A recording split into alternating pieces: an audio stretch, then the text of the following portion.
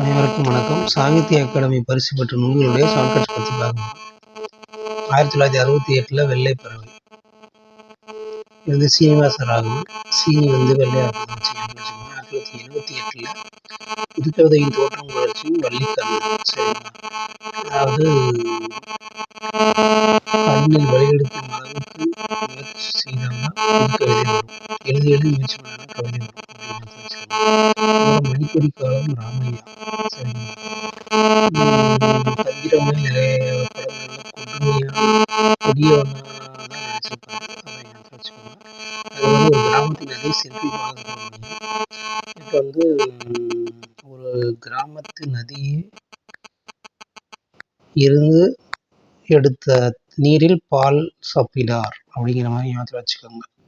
சிற்பி பால் அப்படிங்கிற மாதிரி ஞாபகத்தில் வச்சுக்கோங்க. அப்புறம் வணக்கம் வள்ளுவ ஈரோடு தமிழன்பன்.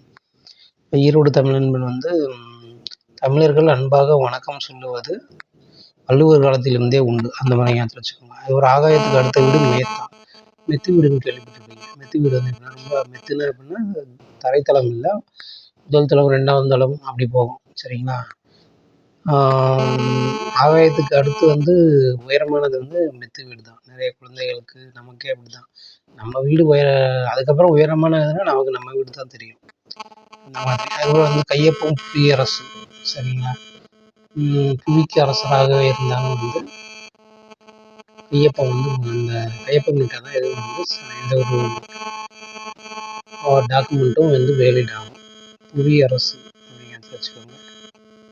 இது வந்து 2009. ஆகாயத்துக்கு அடுத்த வீடு 2006. 2004 வந்து வணக்கம் வள்ளுவர். அப்புறம் 2002 வந்து கிராமத்து நதி. 1982 மணிக்கொடி காலம் ராமையா. சரிங்களா? நன்றி, வணக்கம்.